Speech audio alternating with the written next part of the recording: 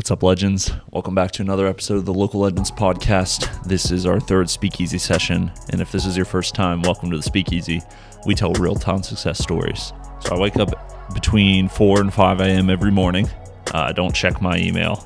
I chug 12 ounces of water, drink some coffee, listen to West Side Gun, and drive down to the corner of 3rd and Court to lift something heavy. I've been active my entire life, played on the men's soccer team at Shawnee State, but I've been following this specific early morning protocol of this 4 or 5 a.m. routine religiously for about 2 or 3 years. It hasn't gotten any easier. Waking up early sucks. I'm sore, I'm tired, my mind nearly berates me with negative self-talk the entire time. Things like, you're not ready to face the day, this is gonna hurt, it's pretty cold out there, check your email, you have other things to do, you forgot to do that yesterday, check your email, and I go down to the gym anyway. I don't check my email. I walk out a completely different person than I walk in. And as my body's gotten stronger, so has my mind. And today I want to talk about that relationship between the iron and the soul. Let's get into it. New Local Legends Podcast. Real small town success stories. You have quite the lineups.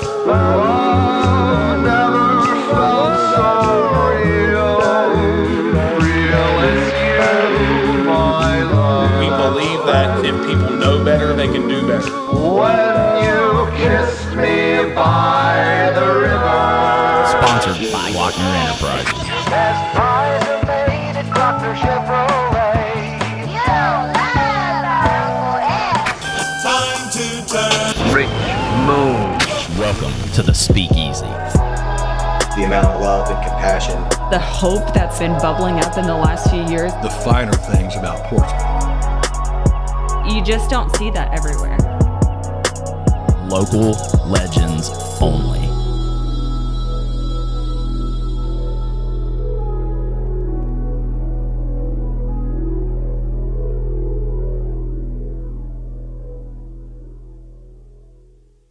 So I, like the Glockners and a lot of people that I'm close with today, joined the fitness community at PSKC to stay fit. But what we've gained from being a part of that community is something that I didn't at all anticipate. For starters, my job and initial introduction to the Glockners, a lot of that was predicated on being part of the same fitness community and family. I know through mutual suffering and striving towards excellence together that you mutually start talking about your aspirations in life together, and it kind of bleeds over. It's definitely no mistake that multiple other gyms and fitness communities were born inside of PSKC from other members, and they went on to do impactful things and to affect the people around them for the better.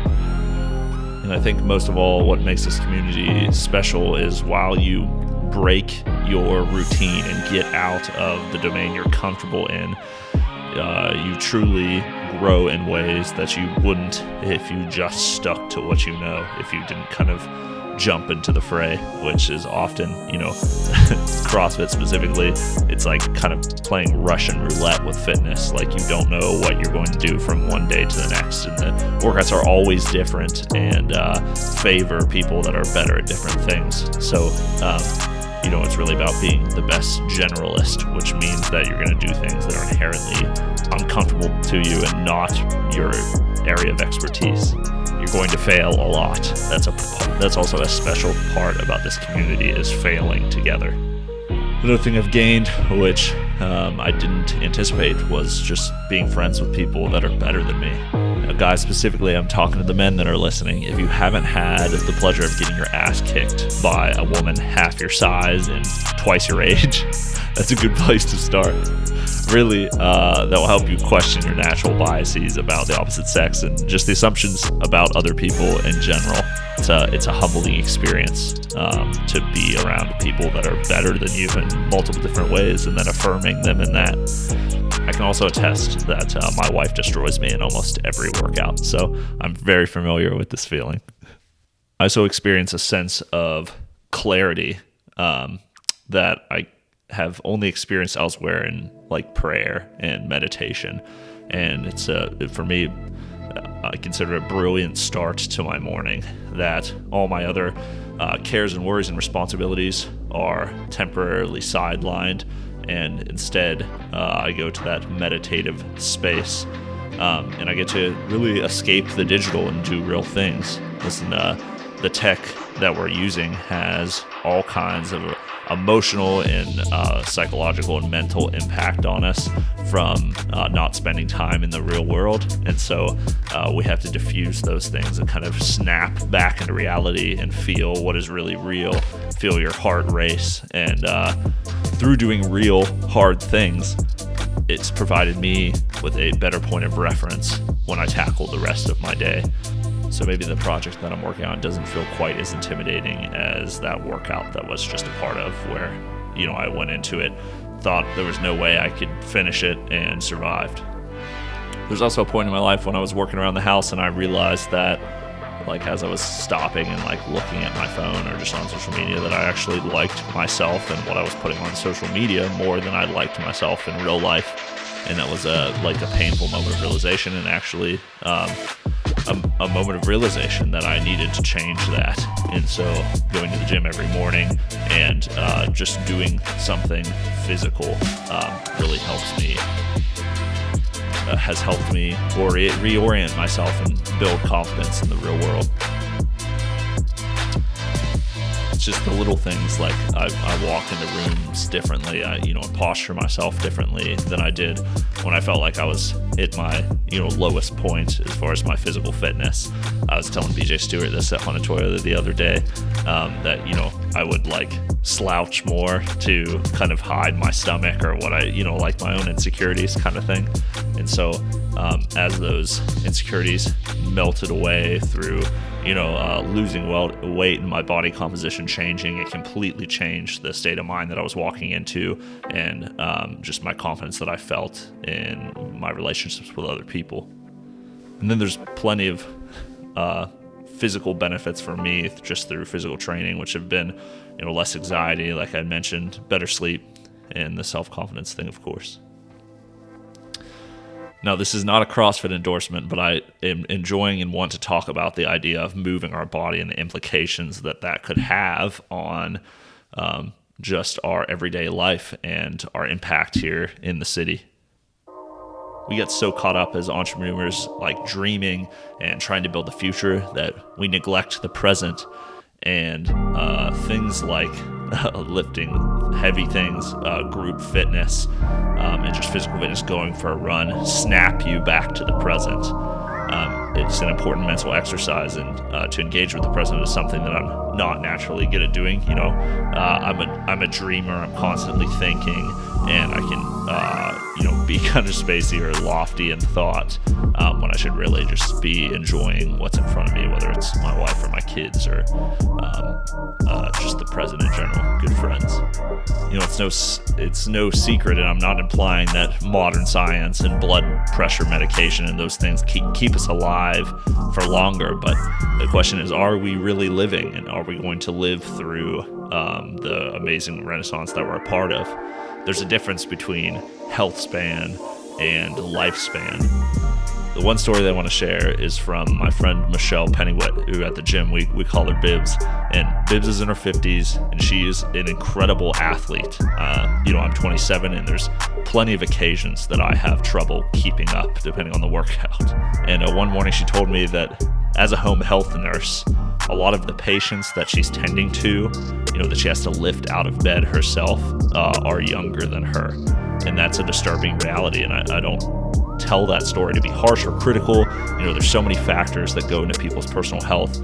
I don't just write it off as plain laziness. But we have to be honest with ourselves that there are some connections between the poor health that we see in Scioto County and economic depression and cultural depression, and just the mental states that the people in the city are in, our lack of unity and disjointedness that we can see in everyday life. And as we rise out of this and are actively engaging in bringing the city back in this amazing renaissance that we're a part of, we have to look at the whole picture. People are more than their jobs, and we cut so much joy and impact and capability out of our lives if our only aim is to make more money or drive a nicer car. And the Glockners know that. That's why they take the profits that they make from their legacy business, and instead of just throwing all their profit into the stock market, they invest in the community to bring people a better quality of life. When the community thrives, we're going to thrive. When people thrive just as a person, then economically we'll thrive, socially we'll thrive. And our mind, our body, and our spirit work the same way. Our city cannot reach its full potential if we are not striving to be our best selves across all domains and are neglecting any of those categories. So at Speakeasy, there's a Henry Rollins quote on the wall: "Pain is not my enemy, it's my call to greatness." And when I first met Dale, we chopped it up a bit about Henry, because as a fellow punk kid, people like Henry were my inspiration. So I wanted to end with a writing from Henry. It's called "The Iron in the Soul," and I think this sums it up. Life is capable of driving you out of your mind. The way it all comes down these days, it's some kind of a miracle if you're not insane. People have become separate from their bodies. They are no longer whole. I see them move from their offices to their cars and onto their suburban homes. They stress out constantly, they lose sleep, they eat badly, and they behave badly. Their egos run wild. They become motivated by that which will eventually give them a massive stroke. They need the iron mind.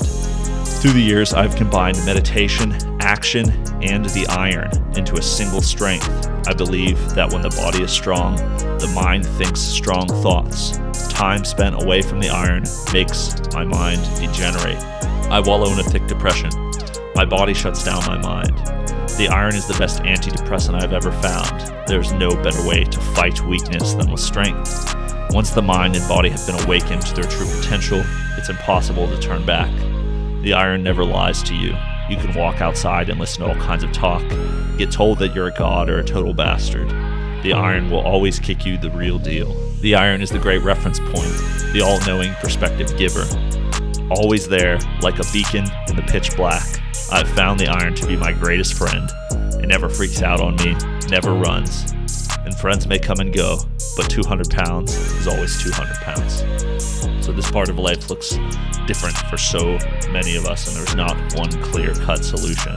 One thing is true: being a little bit stronger, a little bit more capable is never a bad thing. It can only increase our potential.